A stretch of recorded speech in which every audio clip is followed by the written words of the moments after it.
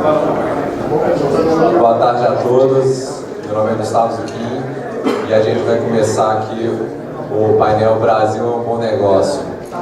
Gostaria de começar apresentando a Whitney Baker, fundadora da Totem Macro, também trabalhou junto com o Rei Dalio lá na Bridgewater Company.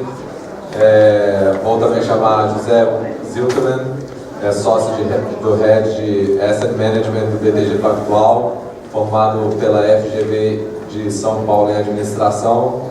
Marcelo Caetano, economista do IPEA e também secretário da Previdência do Ministério da Fazenda. José Galó, diretor e presidente da Lojas Renner, membro do Conselho de Administração da Localiza Itaú, Instituto para o Desenvolvimento do Varejo. E para moderar esse painel, eu vou convidar o Ricardo Oliva, aluno do segundo ano de MBA da HBS.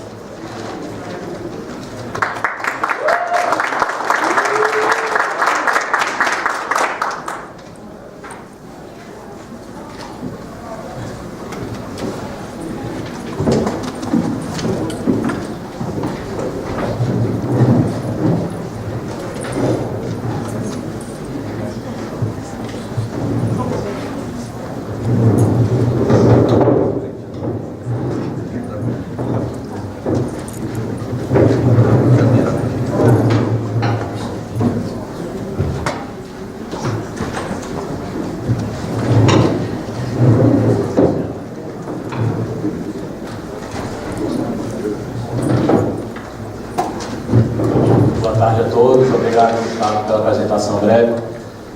Explicando um pouco da dinâmica do painel, nós vamos começar com a apresentação de 10 a 15 minutos do secretário Marcelo Caetano, secretário da Previdência do Governo da República, que vai falar um pouco sobre essa reforma tão importante para a resiliência fiscal do nosso país. Secretário, por favor.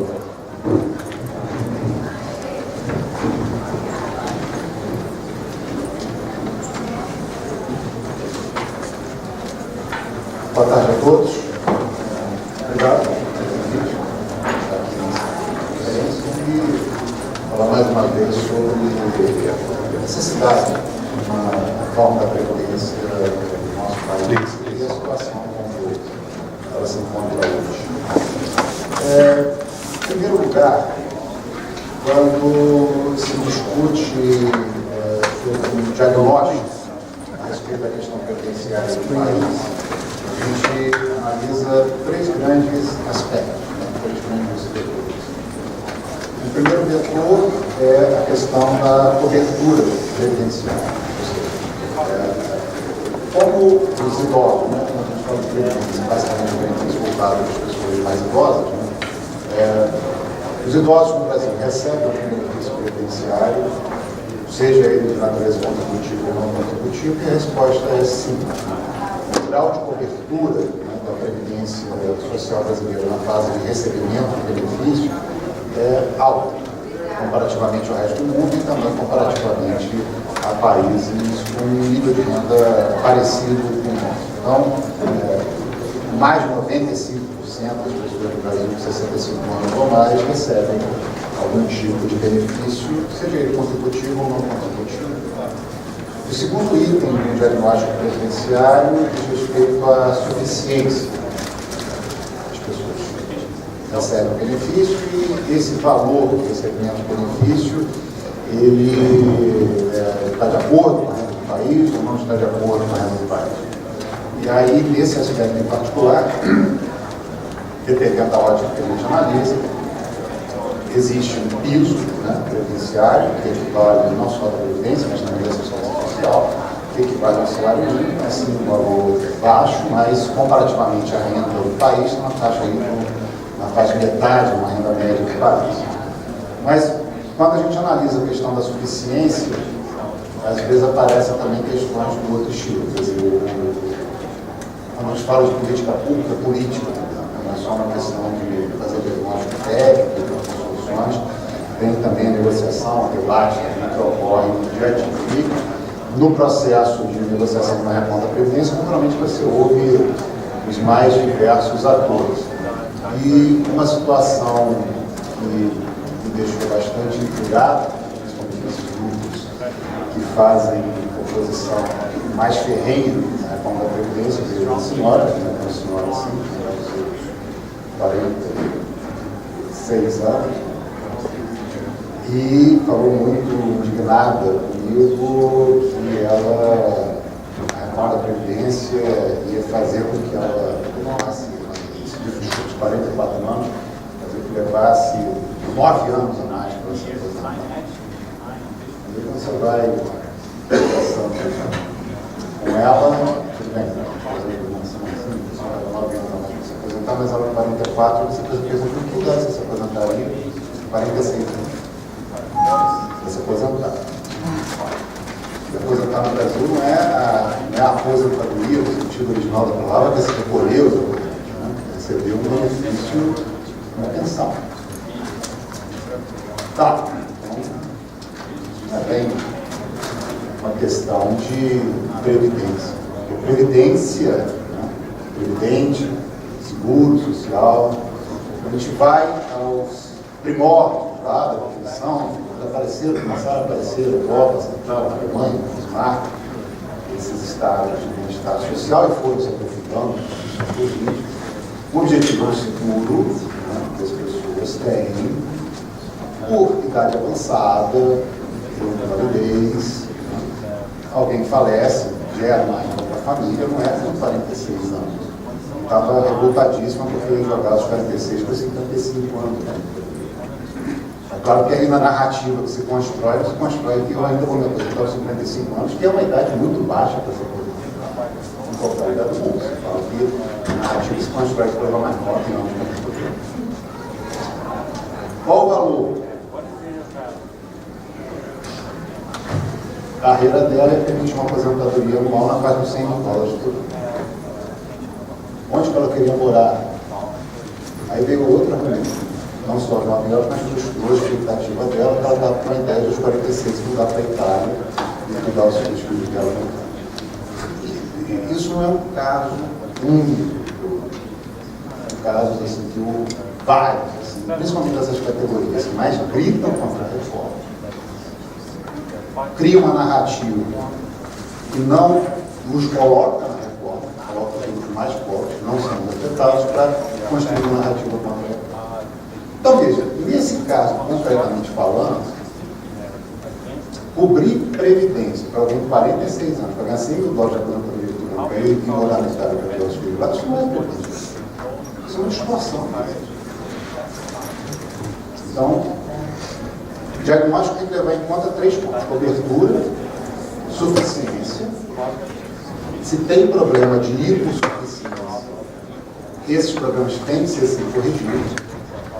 Mas se existem problemas de hipersuficiência, que é esse caso aí, que geram distorções de regressividade, de transferir renda da sociedade como um todo para um grupo de privilegiados, isso também tem que ser corrigido. Então, existe o primeiro foco, o primeiro vetor, a cobertura. Um segundo vetor, que é o vetor da suficiência. Um terceiro vetor, que é o que é mais falado, porque é o ponto que se apresenta os maiores desafios da Previdência Social brasileira, que é a questão da sustentabilidade. E, referentemente ao ponto da sustentabilidade, o que a gente observa é que o Brasil tem um problema de sustentabilidade das contas previdenciárias quando nós analisamos do ponto de vista de hoje. Não há como negar isso. Não há como negar na prática. Inventar uma história que dá para negar é fácil. Olha só, o aumento do déficit da Previdência entre 2016 e 2017 foi de mais de 40 bilhões.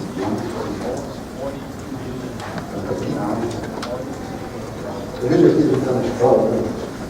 De gerenciamento, administração, a gente não tem mais de 1 milhão de dólares. Quer dizer, só o aumento do déficit dá 40 vezes o patrimônio. Não, o dá mais de 10 vezes o valor do patrimônio. E mesmo em termos de políticas públicas. A gente às vezes fica discutindo, não, a gente precisa de não sei quantos milhões para segurança, precisa aumentar não sei quantos milhões para educação. Mas só o aumento do déficit, de um ano para outro, deu muito mais do que isso. Valor total do déficit, isso é aumento. O valor total do déficit, quando eu pego no geral, é muito forte. 270 bilhões. Gente para a Petrobras não paga um ano do déficit. Olha o tamanho do problema. Agora, claro que existem pessoas que começam a falar que o problema não existe. E nesse nível, né, também não é só o que mais me admira, nem pessoas que argumentam que o problema fiscal não existe hoje, mas também pessoas que negam a própria existência do problema, que se vê, que participam em debates que socorrem, que negam a própria existência do problema de envelhecimento populacional na sociedade brasileira. É uma coisa absurda. São pessoas com doutorado, professores de universidade no Brasil. É verdade. Bem, existe então essa questão do curto prazo. A gente tem um problema conjuntural? Temos. Mas só que o problema conjuntural não é nada quando a gente compara com o problema estrutural. A gente passa por um processo de envelhecimento populacional que se dá numa velocidade que nações que já são ricas, que envelheceram, não passaram. Uma estatística simples. No Brasil, se a gente for pegar um grupo de aproximadamente 11 pessoas, uma delas vai ser mulher. Isso hoje, 2018. 2060 pode ser muito do ponto de vista das nossas vidas, do ponto de vista de um país desses 40 anos que são tanto, previdência, a previdência tem que se antecipar por ele. Esse número deixa de ser de 1 para 11, passa a ser de 1 para 4. 1 para 4. Isso vai impor, quer dizer, em 2060, de cada grupo de 4 brasileiros, um deles vai ser mulher. Isso vai impor um conjunto de desafios no país gigantesco. Vai muito além da previdência. É porque a gente sabe, apesar de haver gente que nega isso, a gente sabe que existe um problema de envelhecimento populacional na sociedade brasileira, mas nós somos um país de renda média. E a gente passa por um processo de convergência demográfica com a Europa. Lá para 2060, as pirâmides demográficas brasileiras e europeias vão ser muito parecidas. Não é a pirâmide demográfica brasileira de 2060 vai ser parecida com a pirâmide demográfica europeia de hoje, não. Em 2060, a pirâmide demográfica brasileira e da Europa como um todo vai ser muito parecida. É um muito desafio do país. Demograficamente, o Brasil foca muito em previdência, mas enfim, na Europa também. Mas se a gente viesse para cá, provavelmente as questões demográficas vão ser mais discutidas na área de saúde. É outra questão também que vai aparecer. Atividade, tem várias questões para aparecer. Bem, dado o diagnóstico, então, de um problema de sustentabilidade das políticas brasileiras e quando se desenha, né, uma reforma da Previdência do país, você tem que levar em conta no diagnóstico que faz esses 3 elementos, cobertura, sustentabilidade e suficiência, também nas prescrições que são feitas, esses 3 elementos têm que ser levados em consideração, porque se nós fizermos uma reforma que só foca na sustentabilidade e que sacrifique a suficiência, isso significa que em 5, 10 anos vai ser feita uma outra reforma para compensar os problemas de suficiência que foram feitos para ajustar a questão da sustentabilidade. Então, tudo isso tem que ser pensado no equilíbrio desses 3 fatores para que não se façam reformas que precisem ser refeitas no futuro próximo. Dadas essas características, quais são então os pontos que devem ser observados numa reforma da Previdência no Brasil, em particular, aí saindo do caso mais geral e olhando especificamente na nossa realidade, em que a gente possa ter um nível de equilíbrio desses 3 vetores, que seria a cobertura, a suficiência e a sustentabilidade. A gente observa algumas distorções na Previdência brasileira. Uma eu falei, a gente tem pessoas que se aposentam ainda muito novas. Então, quer dizer, a aposentadoria, a idade média de uma aposentadoria por tempo de contribuição no Brasil vai de 55 anos para homens, 53 anos para mulheres, são idades de fato muito baixas para aposentadoria. E o Brasil, se a gente pega o continente americano como um todo, só existem 2 países, né, no continente americano como um todo, da vez do Chile até o Canadá, que não estabelecem uma idade mínima para aposentadoria, o Brasil e o Equador. Esse mesmo Equador, para se aposentar, precisa de 40 anos de contribuição. Então, isso é uma distorção. E tem que ser por isso. O outro aspecto, existem ainda muitas diferenças entre a aposentadoria no setor público e a aposentadoria do setor privado. E isso também é outro ponto que deve ser corrigido. Então, veja, quando se sente a correção, um ajuste, né, previdenciário, uma reforma previdenciária, nas questões relacionadas à idade mínima, convergência de regras no setor público, você está por fazer uma reforma que permite uma redução do problema da sustentabilidade no país e também ataca questões de regressividade do regime previdenciário. Eu vi, eu estava aqui na apresentação anterior do ILA e uma pessoa perguntou, não, mas você faz um ajuste fiscal e aí não tem que tomar cuidado com as questões de desigualdade? Tem sim. E essa reforma da Previdência, ela faz exatamente isso. Ela procura obter as economias por meio da quebra de privilégio. Claro que o grupo que está recebendo vai ficar reclamando. Não vai expor efetivamente a situação dele, inventa uma história. Vai ter lá no final um fake news aqui, não para ter uma seleção de fake news aqui. Então, isso daí para a Previdência rolou direto. Quer dizer, até no meu caso concreto, quer dizer, eu simplesmente raspo a cabeça porque eu sou careca, se eu não tiver cabelo, eu fico muito mais velho. A gente falou, tá vendo? Esse cara é um nazista, eles falaram. Quer dizer, no meu ouvido, um colega meu foi um barbeiro que falou que era grupos carecas. Não, os carecas são geneticamente, não tem opção biológica. E até foi do partido político mesmo, de colocar, essa reforma vai acabar com o BPC. Sem benefício de prestação continuada para as pessoas mais carecas. É uma mentira, não muda nada. Mas aí chega, coloca. É complicado, né? Enfim, é a questão de comunicação que ocorre em qualquer reforma da Previdência.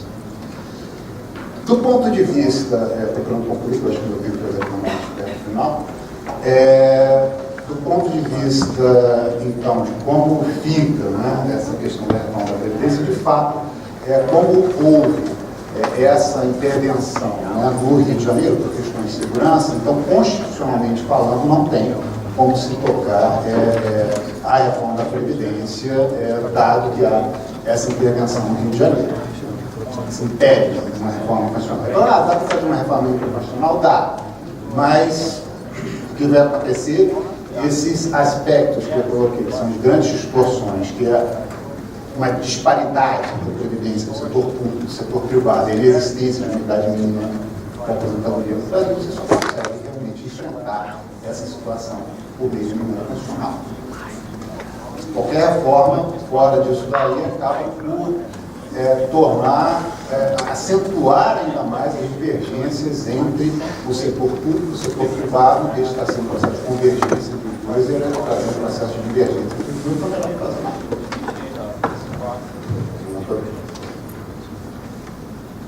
Como é que fica? Então, é um assunto que, creio eu, vai voltar com bastante intensidade no debate eleitoral. É um assunto que pode ter saído da pauta legislativa, mas, enfim, não saiu da agenda de prioridade do país. E vai ser retomado. E é um problema que pode vir a acontecer, ou um candidato chegar e negar a necessidade da existência do problema e vai bater, vai botar um secretário do Tesouro Nacional que quando chegar lá para fevereiro, março, vai falar, olha, está com problema com taxa, você tem que fazer uma reforma da Previdência. E aí, se ele negar o problema, ele vai ter que fazer o discurso dele e sabe isso. Então, quer dizer, é uma questão que, enfim, vai retomar no debate eleitoral. Não vão ter muito como os candidatos fugir disso. Acho que a própria mídia, a própria imprensa vai colocar, né, essas perguntas para os candidatos que vão ter que se posicionar em relação ao tema. E, do ponto de vista político, né, porque isso daqui, quando a gente está falando de um ambiente democrático, não é alguém que fica, que define, o mesmo executivo que fica, que define, pronto, a gente tem que passar pelo legislativo. Além disso, tem toda uma jurisprudência posterior à lei que se cria e com a interpretação que o judiciário dá em relação a isso. É tão importante, ou digo eu, até mais, que a eleição do próximo presidente da República vai começar a Congresso Nacional. Então, equilíbrio entre esses dois fatores para isso o que se toca dali para frente. Então, acho que isso é bom. Então, agradeço a atenção de vocês.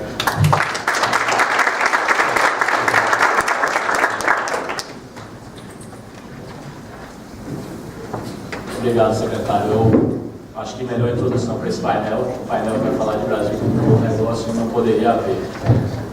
O secretário, de maneira muito clara, muito didática, expôs aí um diagnóstico da atual situação e propôs o que deve ser feito para que o país, o ambiente de negócio do país, melhore. Eu queria, mais uma vez, tomar esse tempo para agradecer a presença aqui dos nossos quatro panelistas, da senhora Whitney Baker, do José Zito, do secretário Matheus Pedro, do senhor José Galó. Queria agradecer também a presença de todos vocês aqui, que, como sempre, com energia e com esse engajamento, são que tornam, na verdade, a Brasil Consul isso que ela é. Falando um pouco sobre o painel agora.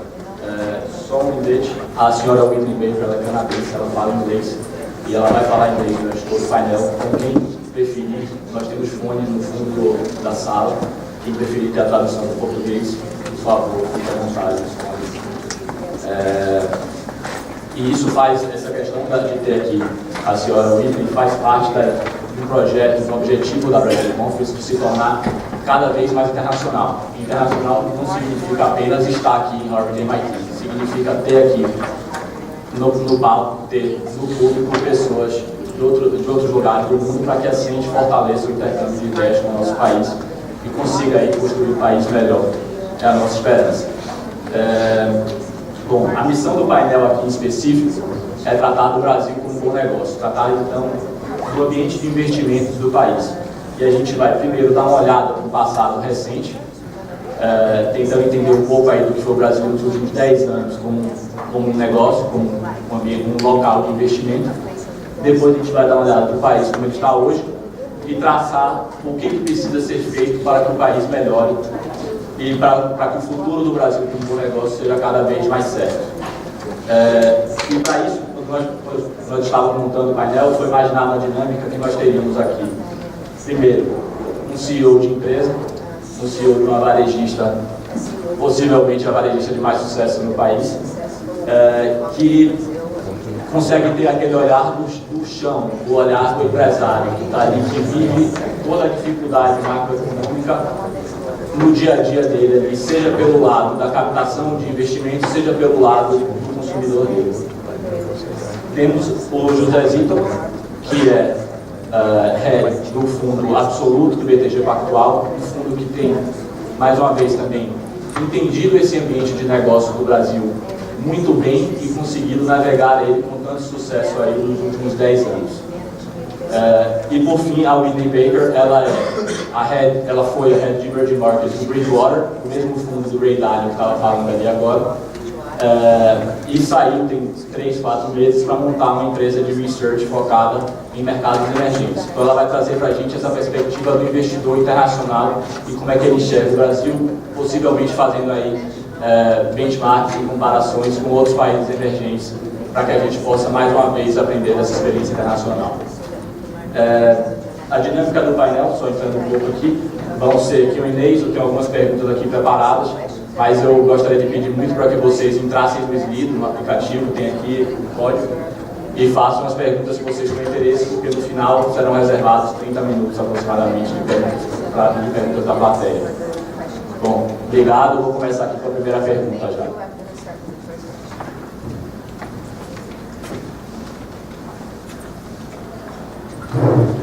Senhores, no agregado, muitos diriam que o Brasil não foi um bom negócio nos últimos anos. Um dado exemplificativo, dentre tantos outros, é que o índice da Bovespa bateu 70 mil pontos em 2008 e só voltou a esse patamar 10 anos depois. Como é que os senhores analisariam a performance econômica do país nesse período e por quê?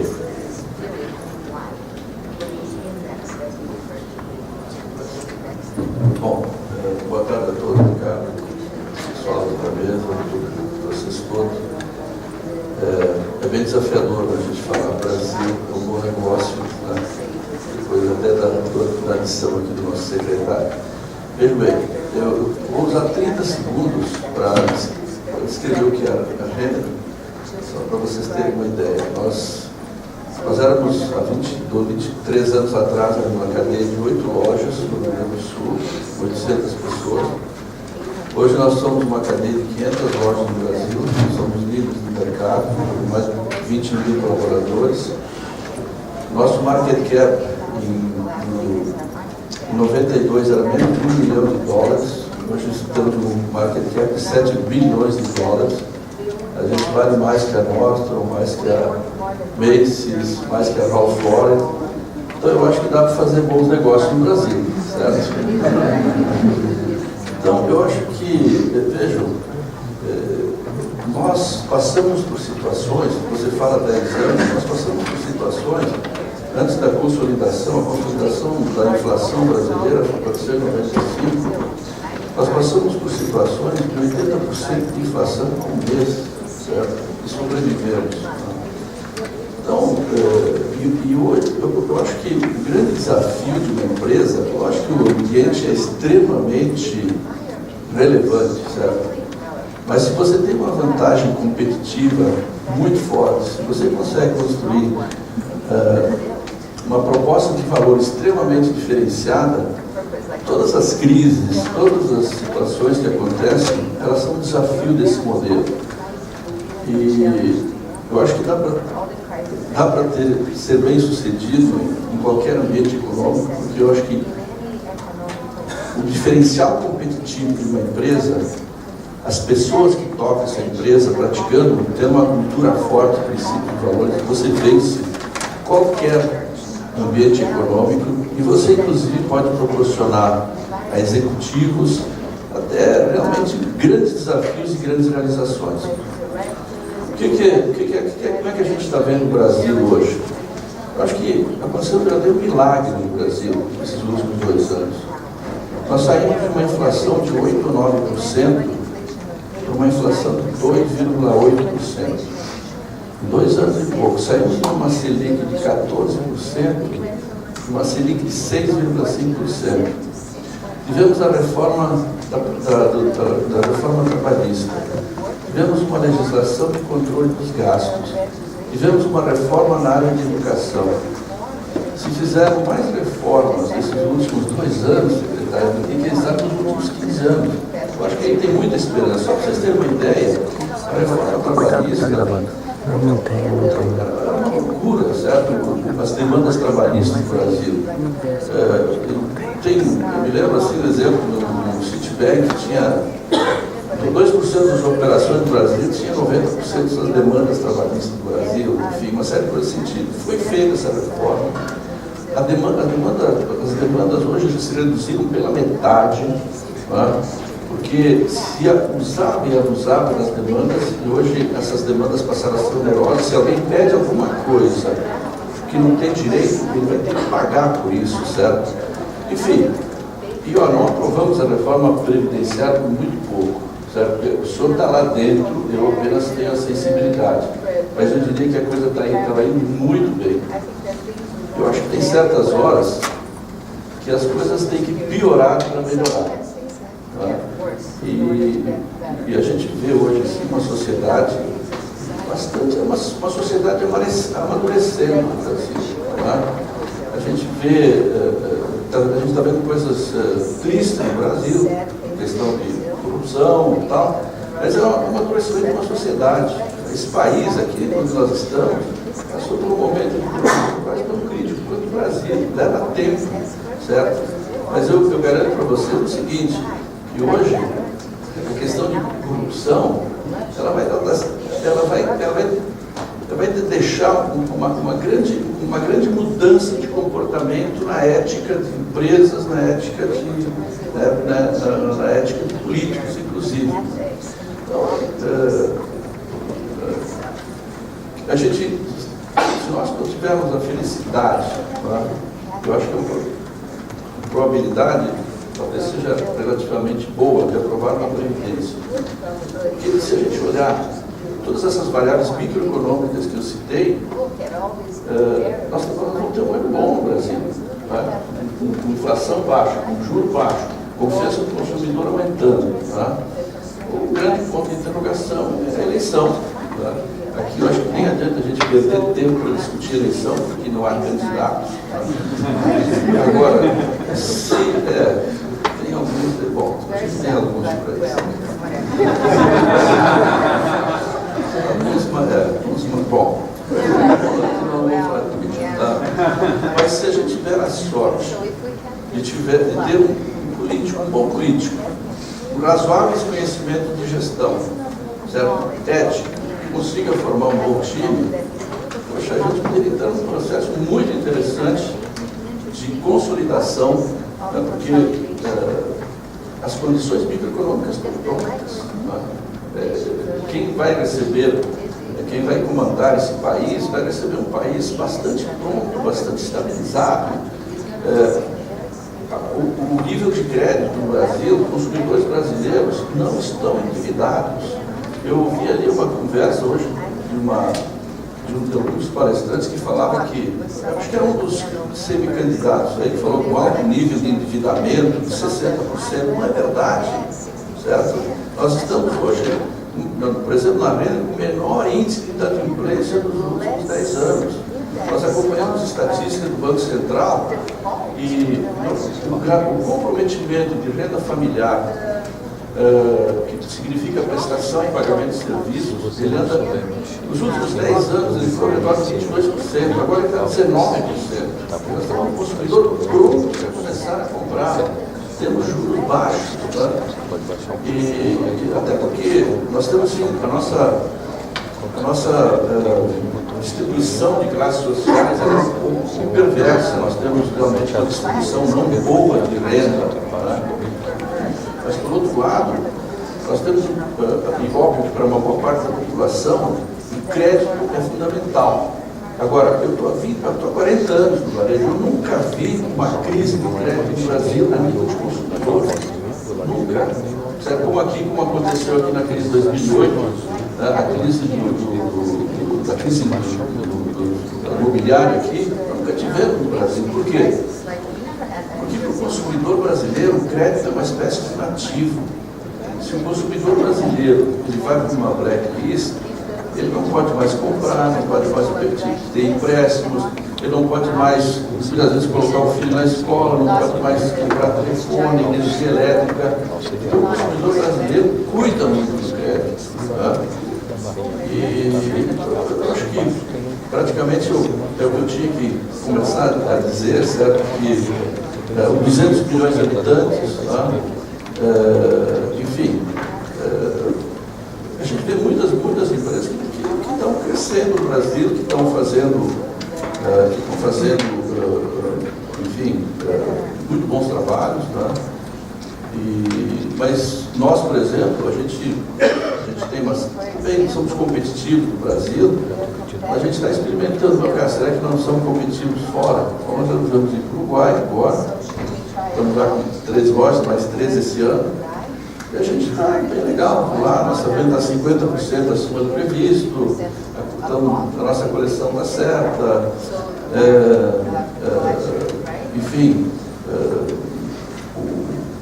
a moda está boa, enfim. Então, daqui a pouco, aliás, temos várias empresas brasileiras também que aprenderam a fazer negócio no Brasil e hoje estão lá fora, certo? Então, pessoal, eu queria deixar a esperança para vocês, né? Ontem o Rony da reserva falou, pô, nós precisamos de vocês, eu acho que o Brasil tem oportunidade, sim, para muitos de vocês, principalmente para quem quer se divertir muito, certo? O Brasil é um país bem divertido, é um país onde você é desafiado ao extremo, onde você tem que ser bem criativo. Hoje, toda essa mudança no mundo, né? Nós estamos saindo do mundo linear para o mundo exponencial. Hoje nós temos uma infraestrutura boa, nós temos várias startups, nós temos centros tecnológicos, nós temos inovação sendo criada no Brasil, para quem gosta disso, certo? Com alto índice de aplicabilidade. Nós temos, enfim, todas as empresas internacionais estão lá. Enfim, realmente eu acredito que o Brasil pode proporcionar bons negócios para uma empresa qualquer, seja ela de qualquer. Eu me lembro que aos 15 anos atrás, meu filho que se graduou aqui nos Estados Unidos, ele me deu um livro. O título do livro dizia assim: qualquer negócio pode ser um bom negócio. Né? Então, eu acredito muito nisso, certo? Se você cria qualquer negócio, você consegue ter uma forte proposta de valor, você cria uma cultura boa, você conquista as pessoas para aqueles princípios e valores, para aquela cultura, você dá oportunidade, dá liberdade para eles executarem, se sentirem donos do negócio, você consegue fazer sim, e vai se atualizando, vai colocando coisas novas, vai se adequando às mudanças ambientais, tá? E dá para ter bons negócios no Brasil. Bom, gente, primeiro obrigado aí pela presença de todos, também aqui os colegas de painel, o secretário Marcelo, o Inem e o Galó, né, que é um amigo, mas muito mais do que isso, assim, acho que ontem, vendo o painel lá dos empreendedores, né, acho que foi muito bacana, e acho que um deles falou assim, não, que a maioria esses gurus, tudo, eles não empreenderam. Aqui está o Galó, meu guru que ele empreende, tudo é meu guru aqui de administração, né? Com certeza, ele, a gente fica aqui sempre aprendendo. Mas eu acho que assim, a questão do Brasil ter sido ou não um bom negócio nos últimos 10 anos, e aí, Ricardo, você usou assim, o exemplo do Ibovespa, aí tem algumas coisas, vamos pegar, especialmente esse Ibovespa, ele talvez não reflita, né, a realidade do país como um todo, pela questão de sua composição, muito, talvez com um peso muito grande em commodities. Então, se a gente pegar assim, realmente assim, nos últimos 10 anos, e as perguntas aqui a gente combinou, né, gente? Está esperando a gente de casa aqui, antes a gente deu uma olhada nas coisas. Então, se você olhar assim, as ações de commodities nos últimos 10 anos, a Vale não saiu do lugar nos últimos 10 anos. Siderúrgicas caíram nos últimos 10 anos. Imagina, 10 anos você tem o valor do seu equity caindo nominalmente. Galó, quanto que a renda subiu nos últimos 10 anos? 10 anos. Alguém sabe? Alguém chutaria quanto que a renda subiu nos últimos 10 anos? 600%. 600%. Nos últimos 10 anos. Então, assim, o ponto assim, é que a gente realmente tem muitas empresas e muitas histórias, né, que foram criadas de sucesso nesses últimos 10 anos. A gente tem no Brasil, talvez uma das únicas locadoras de carro que ganha dinheiro no mundo. No mundo. Né? A Localiza, Galó, que você está lá no conselho, então você bem sabe disso. Ela talvez junto com a Enterprise, que é uma empresa fechada aqui dos Estados Unidos, e a Sixt, lá fora são as únicas empresas que ganham dinheiro. Acho que a Localiza ganha muito mais dinheiro do que elas. Então também tem histórias, né? Uma coisa interessante também, né? Que a gente no Brasil tem muito falam, não, o banco ganha muito dinheiro, né? As ações de bancos aí subiram menos que as ações da empresa do nosso amigo, bem menos nos últimos 10 anos. Então tem muita história no setor real, eu acho que é isso, é gente boa, assim, acho que tem um fator principal em comum nessas histórias de sucesso, sem dúvida nenhuma, é o fator gente, né? Então, gente com propósito, gente apaixonada pelo que faz, é isso que, né, a gente, de novo, nesse painel ontem, você viu dos empreendedores, você via a paixão de cada um com o seu negócio. Então, acho que é esse tipo de coisa que precisa. Então, primeiro, teve muita coisa que deu certo, apesar, né, do nosso, talvez, principal índice aí de mercado acionário não ter ido para lugar nenhum. Agora, também a gente tem que, do outro lado, acho que a gente não pode deixar de exaltar que a gente teve muito desacerto nos últimos 10 anos, né? Então, eu acho que aquela famosa capa da The Economist, né, que acho que ela prestou um grande desserviço para o Brasil quando botou Cristo decolando, né? E eu acho que ali a turma começou a se sentir o rei da cocada preta, os reis da cocada preta. Então, depois da crise ali de 2008, quando a gente se saiu, né, relativamente até muito bem, o país começou a mudar um pouco o mix de política econômica, né?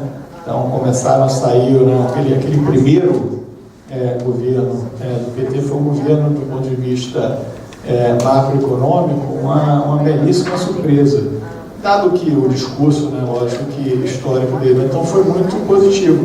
E a partir dali começou a se reverter isso, né? Então, a gente teve, acho que assim, de 2009, 2010 para cá, uma alocação de capital na economia muito danosa, né? Então, o que a gente está falando? Falando de política de conteúdo nacional, né? A gente querer fomentar indústrias que a gente não tem necessariamente, qual que é o sentido da gente sair construindo um monte de estaleiros no país, quando será que isso é melhor para o Brasil? Vai gerar emprego. Mas será que a gente economizaria, né, talvez importando isso e usando, a gente faria mais caro, né? Logicamente a gente está fazendo mais caro porque era a indústria que você estava fomentando tudo. Então acho que teve uma má alocação de capital, que são bastantes bilhões. Você estava falando, secretário, de 270, mas também foi muito bilhão que a gente colocou nisso daí, e mal alocado. Assim, o empresário, você vê, o empresário, ele vive do retorno, né? Ele não vai investir no negócio, né, que não tenha um retorno interessante. Então, acho que ali realmente, a história final toda a gente já sabe, mas não tinha um sentido econômico, tinha mais uma ideologia, e acho que isso foi muito danoso. E aí o problema disso é que leva tempo, né, para a gente corrigir. Então, eu concordo, Galol, quando você fala que os últimos 2 anos talvez a gente tenha feito mais reformas, né? Talvez não, né? Com certeza a gente fez mais reformas do que nos últimos 10. Então, acho que a gente tem, né, eu estava vendo o Ilan agora no painel dele. Poxa, se a gente conseguir ter alguns anos de inflação baixa, né, que vai permitir que a taxa de juros fique no nível baixo também, 6, 7%, mas ter isso, não só chegar lá como chegou na noção, inclusive porque a gente nunca viveu, né? O Brasil nunca teve um cenário que a gente, sustentado de taxa de juros, ali de um dígito baixo, com inflação controlada por alguns anos. Então a gente nem sabe o que é isso. Não sabe. E aí isso aí vai reduzir spread na economia, vai melhorar a taxa de juros para a ponta final. E os economistas gostam muito de falar o PIB potencial, mas a gente nem sabe o que é o PIB potencial num cenário desse. Agora, para isso precisa de algumas reformas que a gente vai ter que fazer. Mas então, assim, eu diria que é isso, né? A gente teve desacertos, eu acho que também se reflete um pouco nessa questão porque a gente não ter tido o desempenho da Bolsa tão interessante, mas sem dúvida nenhuma tem muitas histórias de sucesso aí, como a gente já falou. Então e se a gente tiver esses anos aí de política macroeconômica mais equilibrada, acho que a chance da gente, os próximos 10 anos, sejam bem diferentes do que foram os últimos 10, são bastante grandes. Obrigado, José. Hi, yeah, thanks so much for the conference and for the chance to speak. Apologize for not speaking Portuguese, I'm a little bit embarrassed. Let me just start back with the premise of the question, which was, if you look at the equity market in Brazil, it's both, to your point, it's a good reflection of a lot of the commodity dynamics that happen, but also the broader economy in the sense that what we really had was a large cycle driven by a confluence of global events that drove commodity prices and volumes up and incomes for the entire country up. And so that rippled its way through the consumer sector, through the banks in terms of being able to extend more debt, and generally created, a self-reinforcing upswing. And so, when you think about the last few years and the reversal of that commodity cycle, which these things move in a cyclical fashion, it makes sense that, it took a while to correct some of those previous excesses that had built up during the boom. And when you look at the equity market in 2008, you had a market that, is a mechanism for discounting future earnings and profit growth, but also is susceptible to these swings in confidence. And so you have earnings itself, and you have the multiple that the market is putting on those earnings to discount the future. And the reality is at that time you had, peak earnings at a peak currency valuation and peak equity multiples.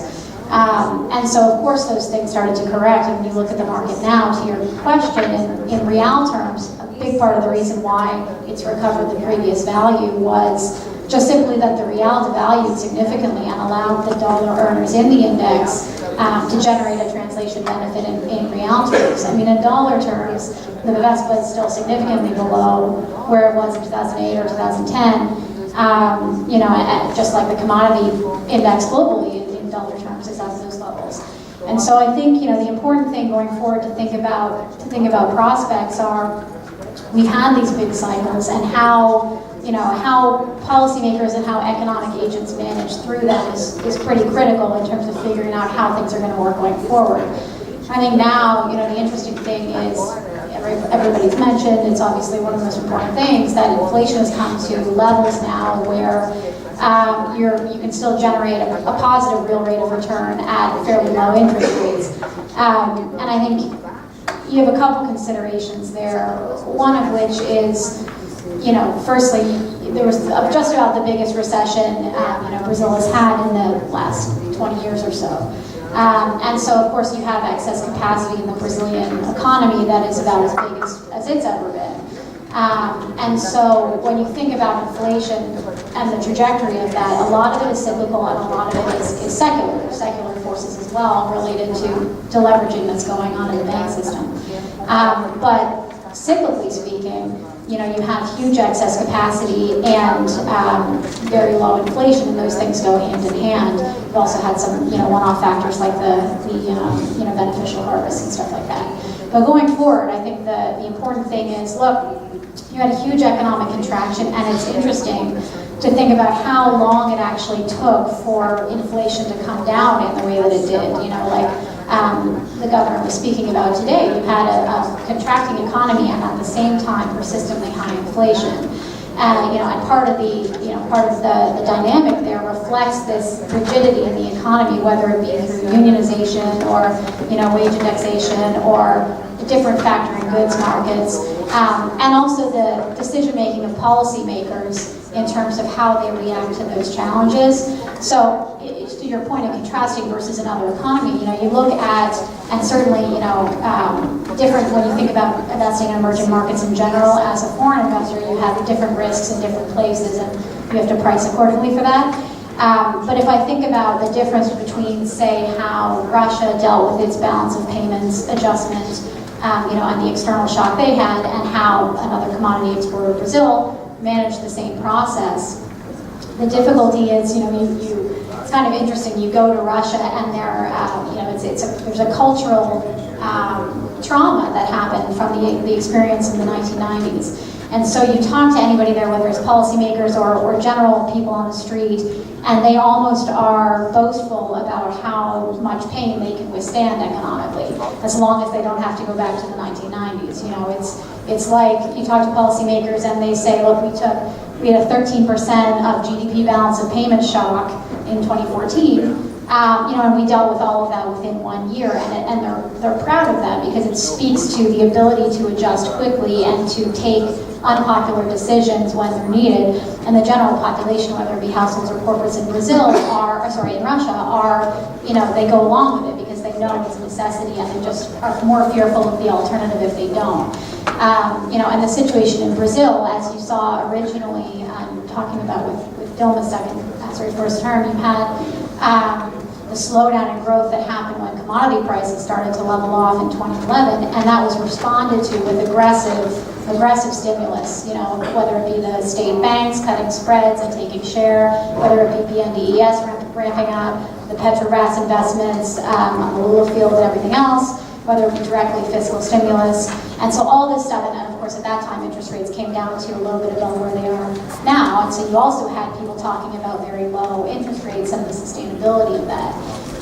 You know, and at that time you had a huge economic response in terms of, you know, the extension of that cycle through these stimulative means, and it just built up the problems, you know, to be dealt with in 2015 essentially. And so, and even in 2015, there was a large fiscal expansion, as we know, and that's one of the big challenges now in terms of dealing with that. So, you know, I think it's important to recognize that cyclically we're in a good spot in Brazil. You've got low inflation, low interest rates, to the extent they can encourage more reforms that actually allocate capital better and reduce the cost of capital facing end borrowers, who would be households or corporates. That'll be, you know, another positive. But the important thing going forward is thinking about how policymakers structurally address these issues, because volatility comes and goes, and it's certainly been a feature of Brazilian economic life for the last decades. And so I think that's the main question, is how that framework changes, or if it has changed going forward. And when inflation starts to accelerate again, where will it peak this time? You know, it definitely will accelerate again, there's no question, as the economy recovers. And so is it going to accelerate to a point of you know, a more reasonable high? Will that be responded to with appropriate tightening when it's needed? And how does the policymaker get ahead of the challenges that they face rather than reacting? Obrigado. Bom, ficou claro aqui é que são pessoas, como o senhor Galo descreveu, muito resilientes e muito criativas, que conseguem enxergar oportunidades mesmo nesse ambiente de negócios tão duro que temos nos últimos 10 anos. Mas então a próxima pergunta é, apesar de toda essa criatividade, com toda essa resiliência, nós sabemos que ainda há muitos riscos na economia e no cenário político brasileiro. Como é que, especialmente em face da incerteza eleitoral que nós temos esse ano, e até do nosso próprio passado recente, como é que o senhor espera esses dois lados, o risco e a oportunidade, com toda a criatividade, com toda a resiliência?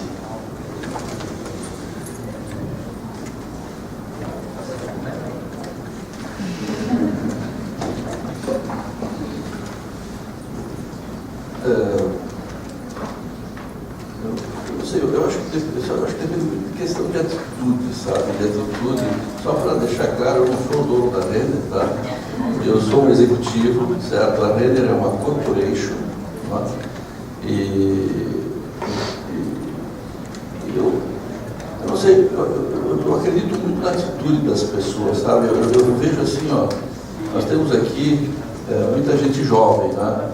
Se a gente tivesse aqui tivéssemos mais empresários, tá? Talvez a gente devesse falar assim, um outro tipo de conversa, certo? Mas eu acho que quando a gente está aqui com estudantes, com gente jovem, eu acho que seria interessante a gente falar um pouquinho para eles também, certo? Eu vejo um risco, sinceramente, eu acho que a gente tem que ver um risco como uma oportunidade. Nada é impossível, nada é impossível. Para tudo tem solução nessa vida, certo? Se você tem essa cabeça, ajuda muito, ajuda muito. Eu passei por situações já no Brasil incríveis, certo?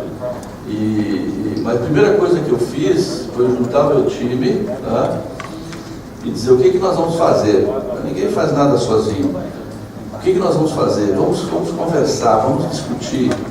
Muitas vezes, tendo a humildade, talvez eu tivesse uma ideia a respeito do tamanho do risco, certo? Mas eu não era o primeiro a opinar. Tá? Deixa as pessoas falarem, deixa as pessoas chegarem a um consenso, deixa as pessoas construírem a solução ante aquele risco, certo? E quando um time constrói uma solução, ele tem forças inacreditáveis, certo? Eu posso contar uma história para vocês aqui, que nós estamos falando de 99, certo?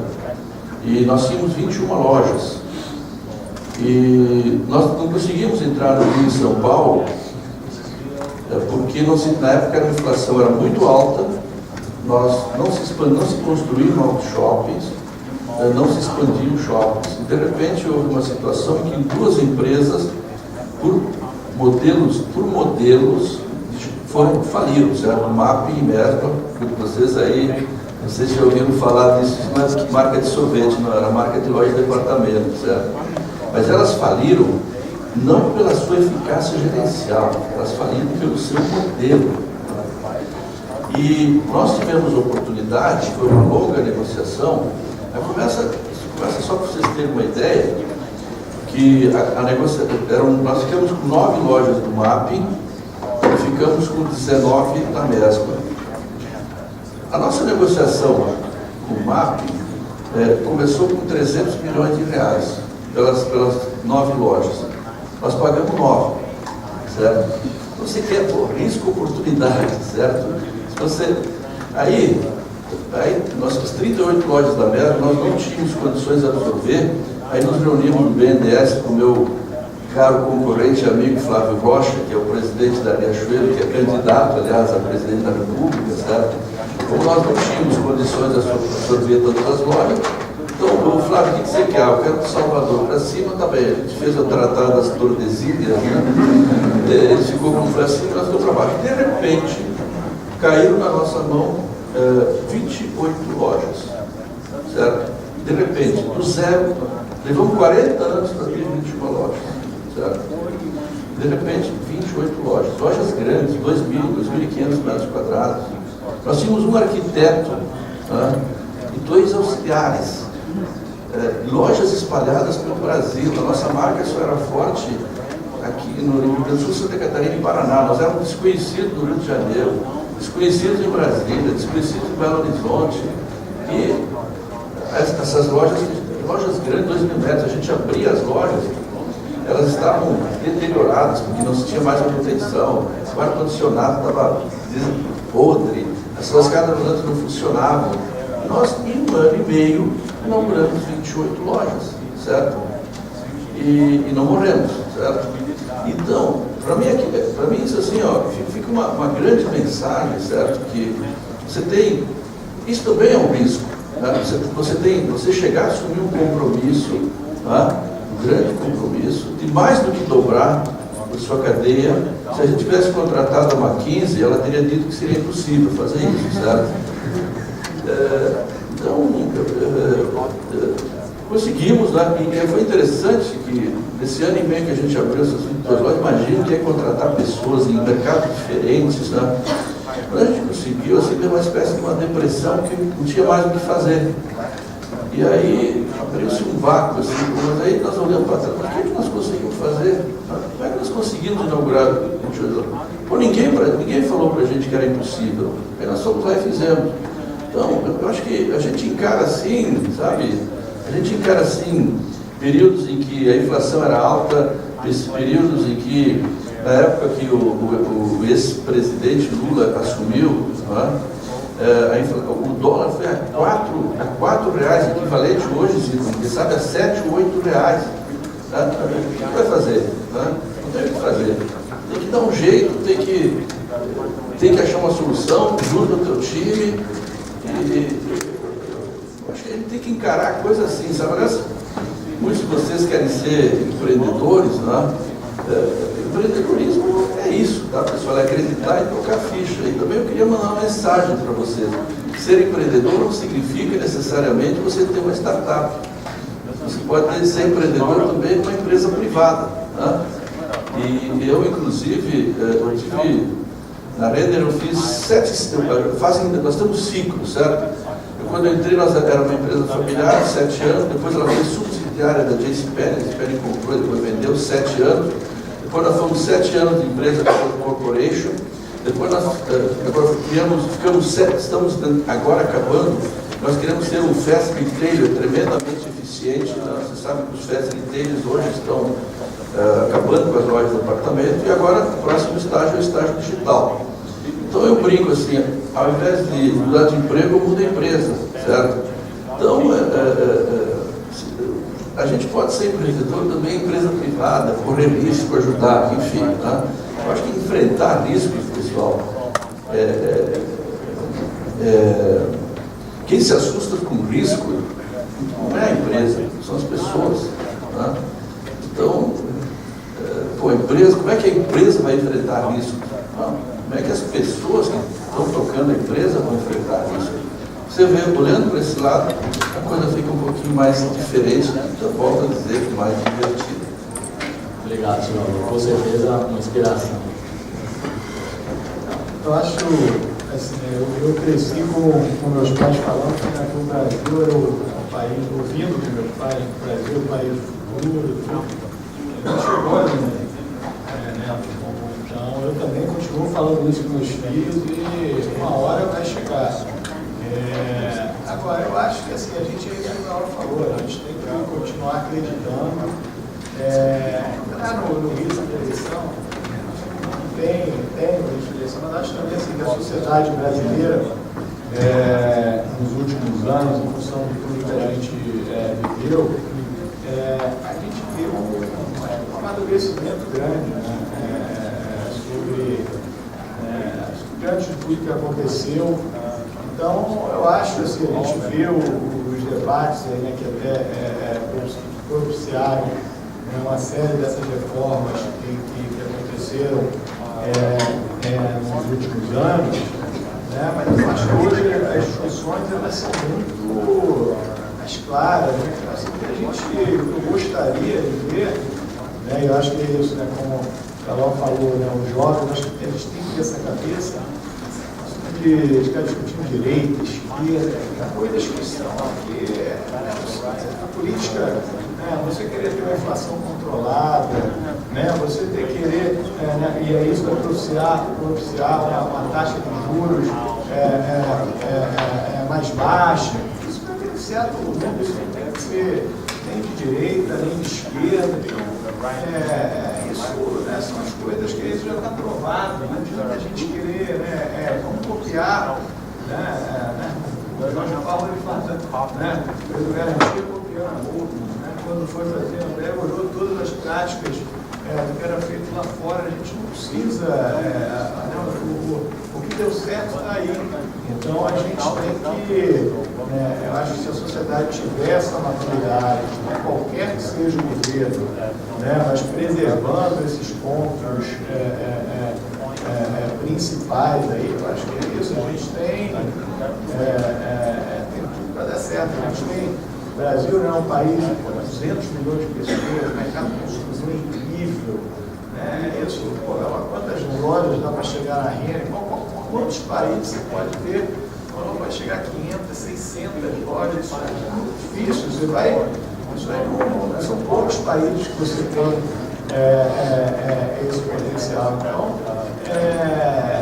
assim, acho que é isso, a gente tem que pensar que eu estou mais no lado aí, né, que a gente tem muitas oportunidades, se a gente tiver a maturidade que eu vejo, né, você vê os debates hoje que ocorrem no Congresso, são debates, eu acho que mostram uma sociedade muito mais madura, né, e é isso, a gente lembra de campanha de 2006, de candidatos, né, com vergonha, né, de defender privatização, tudo.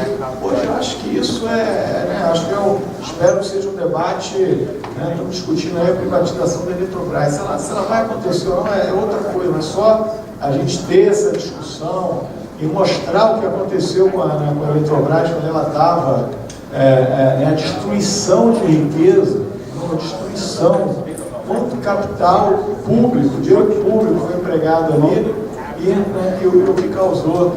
Então eu vejo hoje, posso estar até um pouco otimista, mas a sociedade mais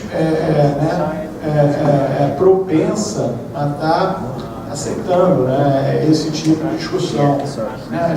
Qual o sentido da gente se a gente não consegue ter, né, uma saúde decente, uma segurança decente, uma educação decente, a gente está querendo ter uma série de empresas. Para mim a ordem está errada. Então eu acho que assim, a gente tem muita oportunidade, vejo essas discussões, né, no Congresso, que são nossos representantes, e aí vejo também com muita, né, entusiasmo todos esses movimentos aí, né, tem vários aqui em Harvard, turma que estudou, querendo voltar a entrar na política. Lógico que isso vai ser um processo, também não adianta a gente ser um processo longo, né, aos poucos, mas um início, né, de uma renovação. Então, eu acho que a gente conseguir fazer isso, as coisas vão caminhando na direção correta. Então, eu estou mais assim, nessa ponta. Vejo a sociedade hoje mais madura com relação a isso. Agora, tivemos que sofrer bastante para adquirir a maturidade, mas é isso, né? Estamos crescendo aí como nação. Né?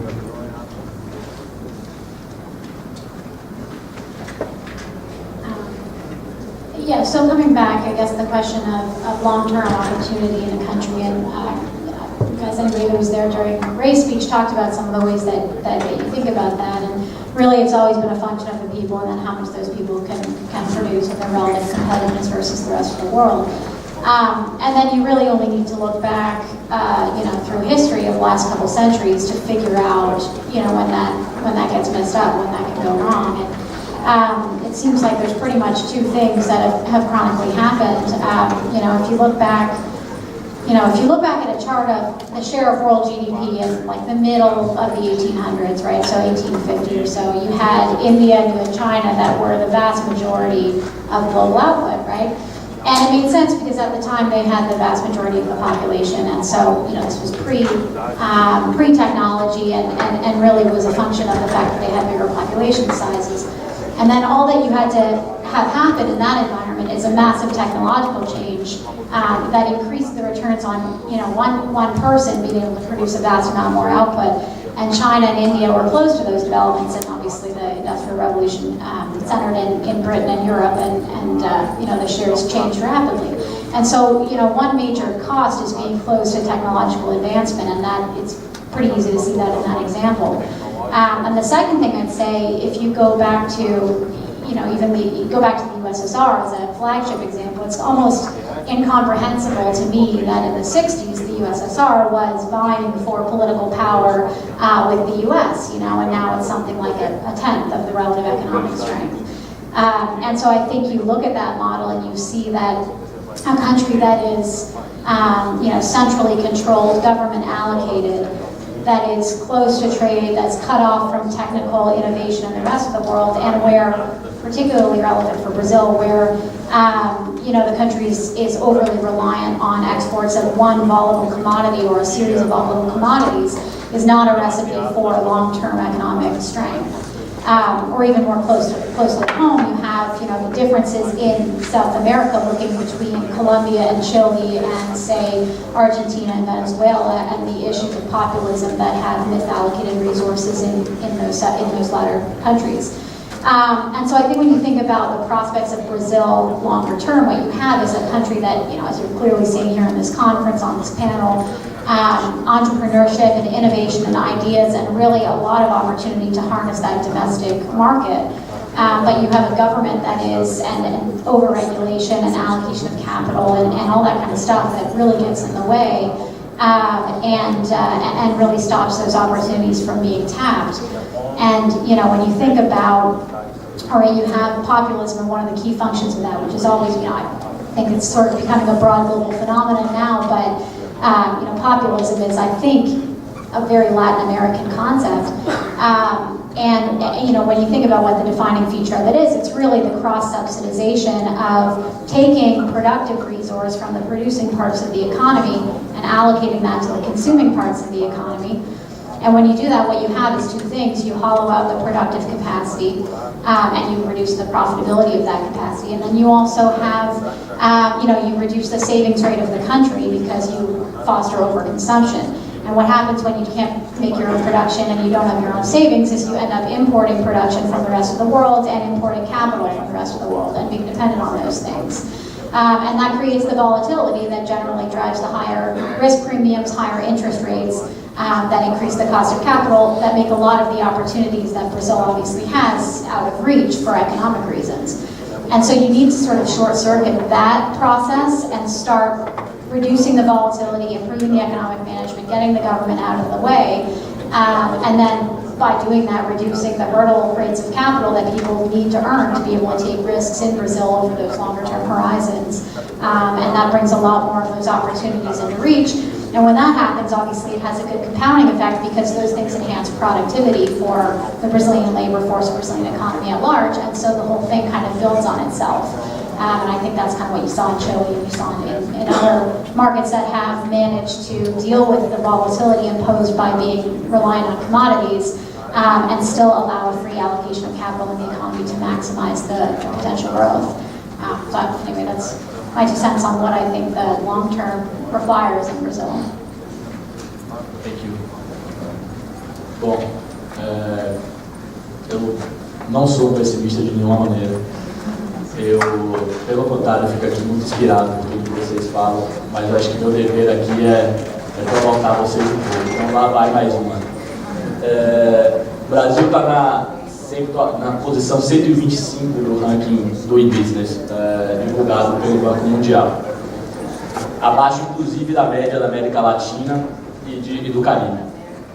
Esse ranking ele mede diferentes dimensões do dia a dia empresarial, como facilidade para abertura de empresa, facilidade para pagamento de impostos, facilidade para obtenção de financiamento. Queria saber dos senhores, então, que já partindo para um olhar para o futuro, quais são a perspectiva microeconômica aí, Whitney, por favor, fique à vontade, o seu olhar macro também para traçar algo nesse sentido e até fazendo link com o secretário aqui. Quais são as reformas que os senhores consideram, quais são os principais entraves para o sucesso de um bom negócio no Brasil, por quê e aí, por consequência, quais seriam as reformas e o que a gente precisa mudar para que o Brasil seja um bom negócio para o empresário e para o investidor brasileiro.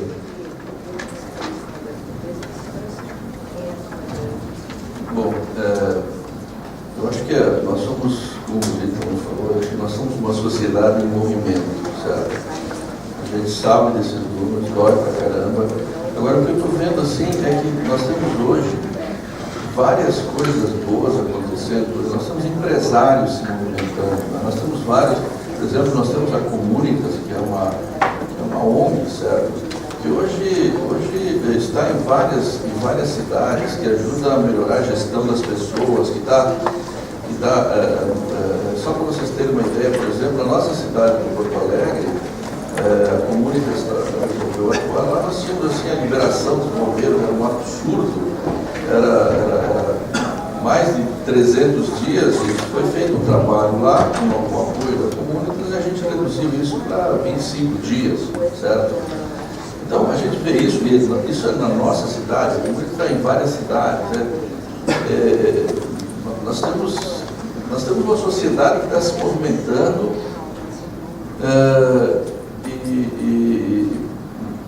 e as coisas estão mudando, certo? As coisas estão mudando hoje, até essa questão da inflação, por exemplo, toda vez, fique-se mais um tempo sem inflação, você vai ter uma sociedade que não vai aceitar mais a inflação alta. Quando você sedimentou, você começa a fazer uma coisa boa numa cidade. Nós fizemos uma movimentação agora lá em Porto Alegre, certo? O setor privado, nós temos um problema de segurança e o governo do estado do Rio Grande do Sul está um pouquinho melhor, não, está um pouquinho melhor que o Rio de Janeiro. Tá bom, ok? O que nós vamos fazer? Vamos chorar, certo? Então nós nos reunimos, empresários, com as empresas, e nós vamos atuar a nível de segurança pública. Nós conseguimos aparelhar lá em 6 meses, com comprando carros blindados, armamento, mais para a própria polícia militar. A polícia militar disse, nós nunca estivemos tão equipados quanto isso. Bom, mostramos que isso é bom. O que nós estamos fazendo agora? Estamos lutando para aprovar na Assembleia Legislativa uma espécie de lei Rouanet, que é da educação para a segurança. Tá?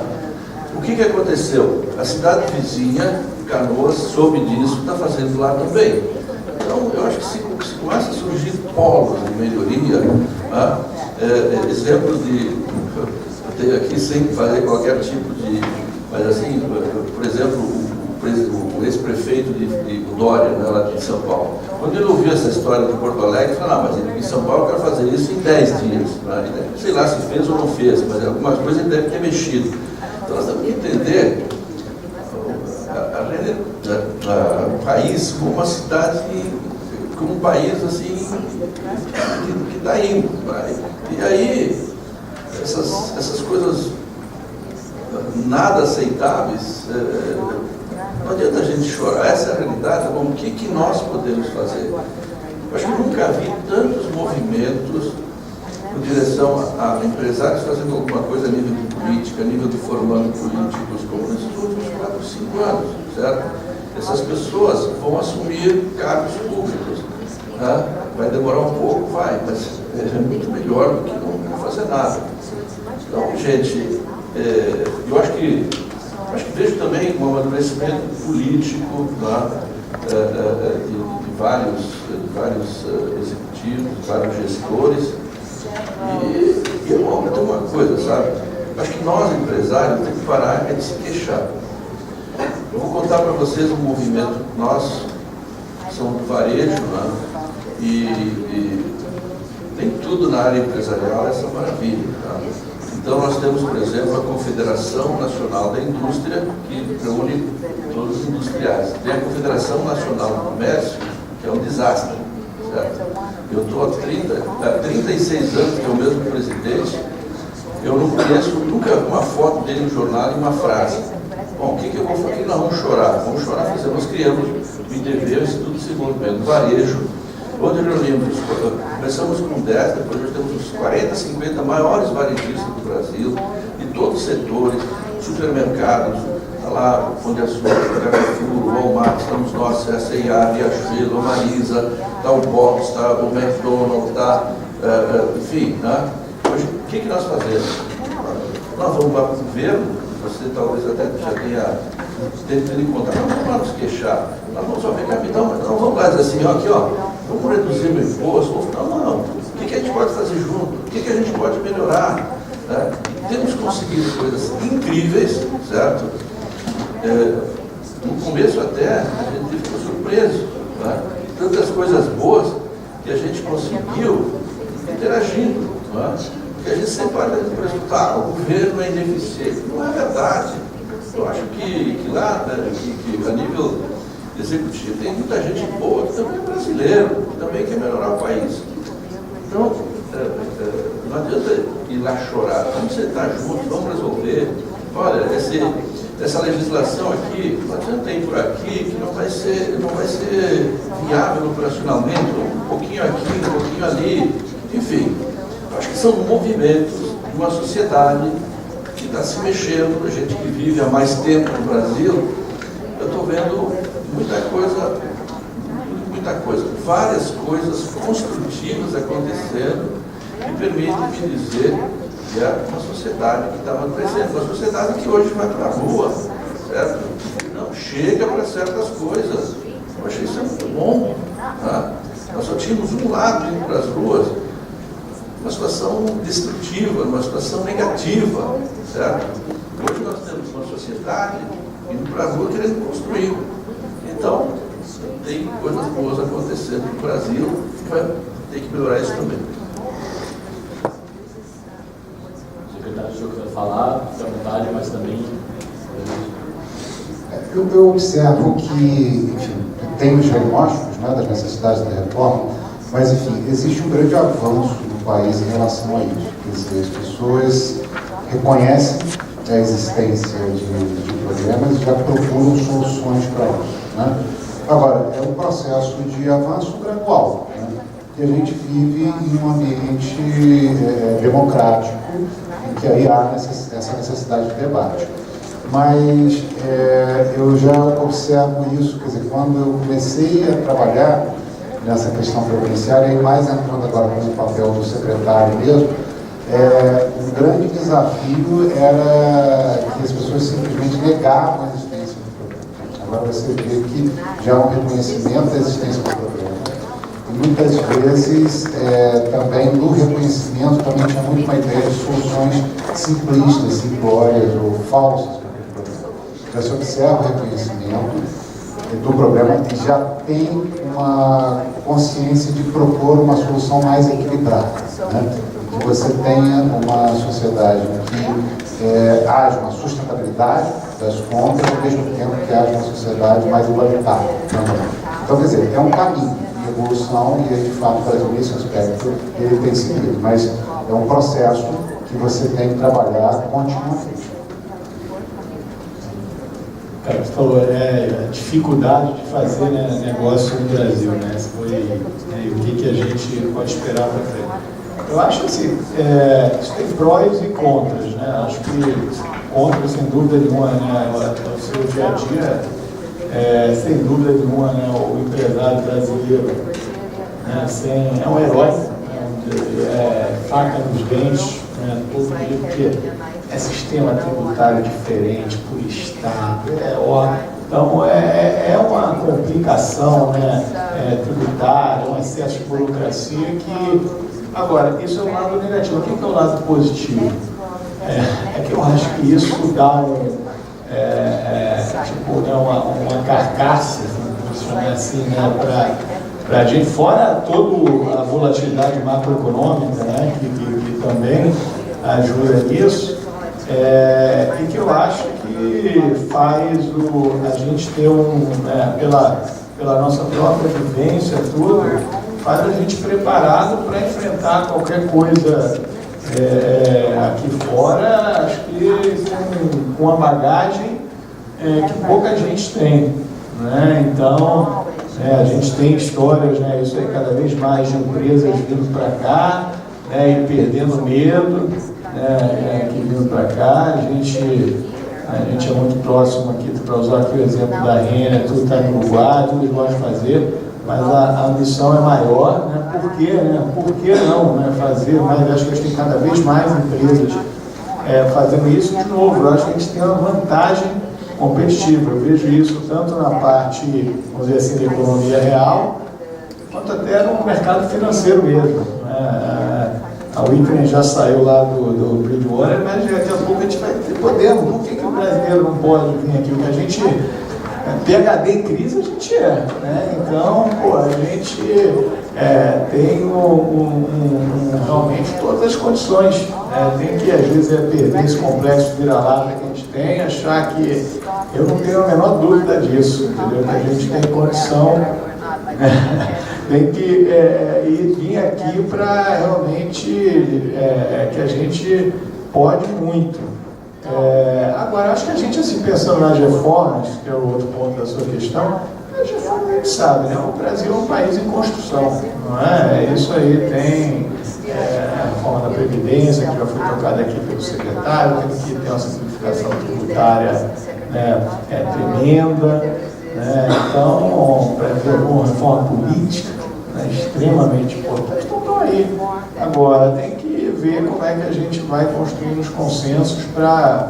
Foi bom que já saiu esse ano a reforma trabalhista, né? Então, um a menos aí que a gente tem que lutar, mas se a gente for fazendo isso, eu na minha visão, é uma questão pessoal, eu acho que o grande problema foi a Constituição de 1988, né, que a gente quis fazer tudo, e quem quer fazer tudo acaba não cumprindo nada.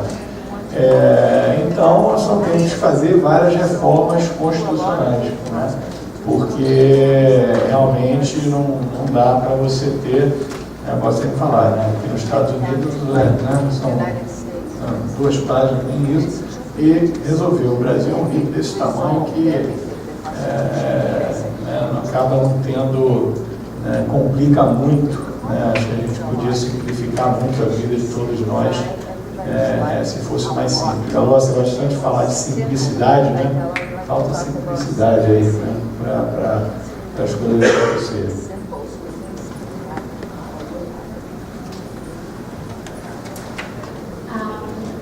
Yeah, so I agree with that. There's absolutely a lot of uncertainty that, as well as positives that the Constitution brings. There's a lot of regulatory mandates in there, and reform there is needed in a lot of the areas we've already talked about. In terms of the ease of doing business, to your question, I think that the parallel that calls to mind is thinking about Brazil and India. Now, there's obviously huge differences between these countries, but one thing that's a positive that they have in common is these are the two biggest democracies in the emerging world, really. And they're also, both very low on that list, reflecting the fact that they are interventionist, protectionist democracies. The positive, though, of looking at these two countries is they both have, and you can actually see it if you go into that index and you look at the subcomponents, you can see that one of the things you don't really have to worry about when you go and invest in India or invest in Brazil is property rights, the enforcement of contracts, the security of your capital as an investor.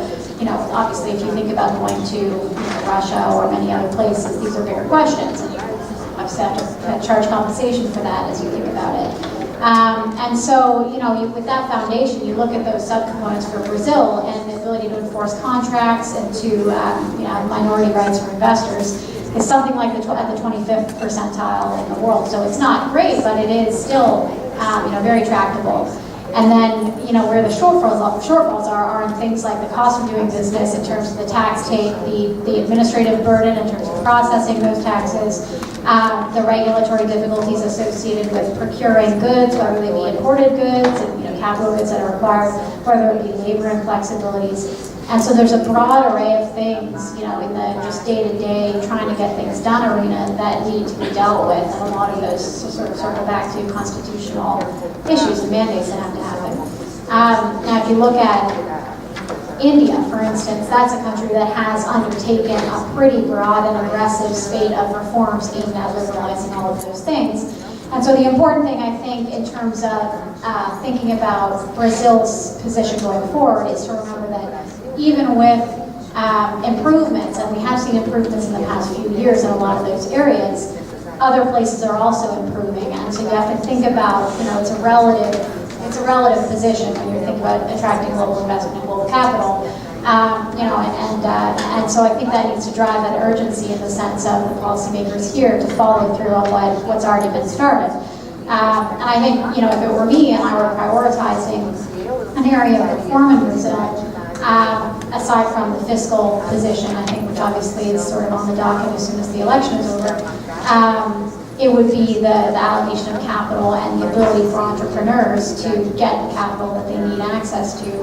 And so it's kind of interesting if you look at those two countries, another similarity is that those places are dominated by state banks and state lending.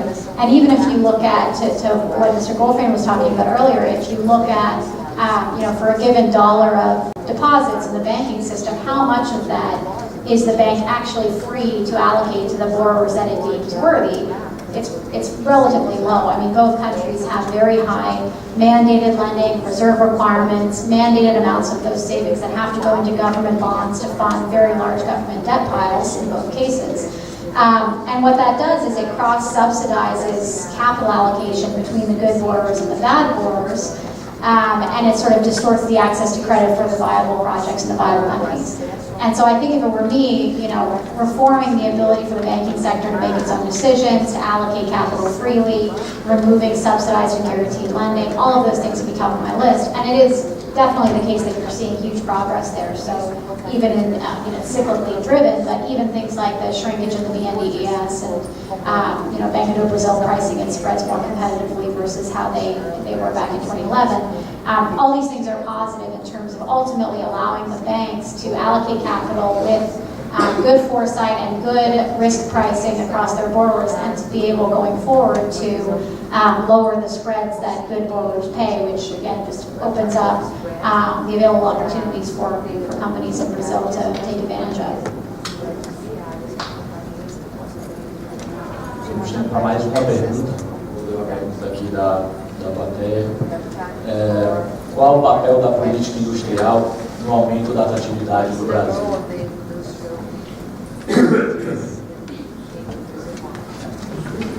Eu sou do Faria.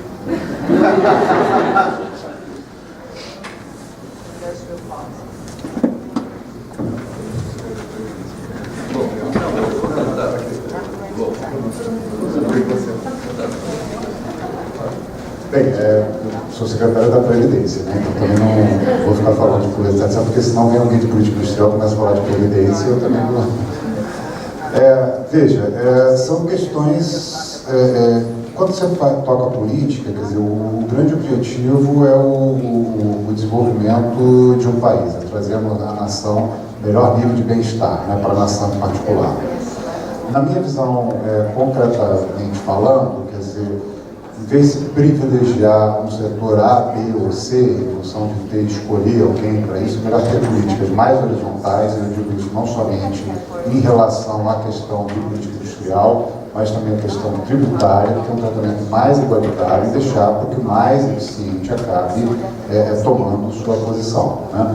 Agora, veja, isso aqui eu estou expressando uma posição pessoal, naturalmente, não toco política industrial, nem é do meu ministério também.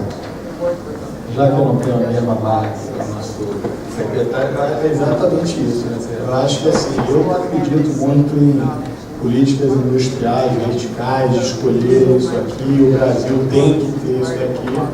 Eu acho que tudo isso aqui que a gente falou, de simplificação tributária, você tem uma previdência sustentável que vai fazer com que, né, a gente tenha um déficit público menor, e isso vai fazer a gente ter uma taxa de juros menor. Isso tudo vai beneficiar todos os setores. Acho que isso, né, que o secretário está se referindo com políticas mais horizontais e que você tenha os benefícios para todos. E aí, cada empresa com a sua estratégia vai se beneficiar da forma que foi, a gente vai ter os vencedores da história. Agora, esse negócio de você escolher, não vamos incentivar aqui, eu acho que assim, sou mais cético quanto à eficácia, e eu acho que a gente no passado recente nessa questão toda, né, vamos criar, né, uma grande cadeia fornecedora de óleo, não deu muito certo. Né? Por quê? Porque não tinha retorno. O empresário só vai investir com o retorno. Aí quem estava por trás dos investimentos, de repente, tinha alguma outra coisa para se beneficiar. Então eu não acredito muito nisso não. I don't have that much to add to that question beyond what we've already talked about, which is just the absence of a government role in picking winners and losers in the economy. So whether it be, the desire to just allow different businesses to take advantage of their competitive advantages and not try to allocate capital to certain priority sectors, whether it be to shrink the government as a whole and therefore allow taxation, which is about the highest in the world, to come down to more profitable levels for businesses.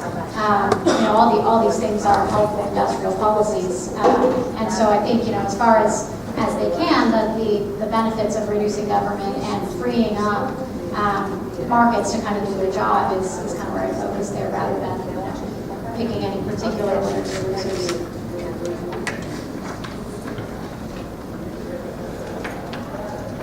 Bom, está chegando ao final aqui o nosso painel. Queria agradecer muito a todos os panelistas, todas as contribuições, toda a inspiração que nós conseguimos tirar daqui, e agradecer a presença de todos vocês também.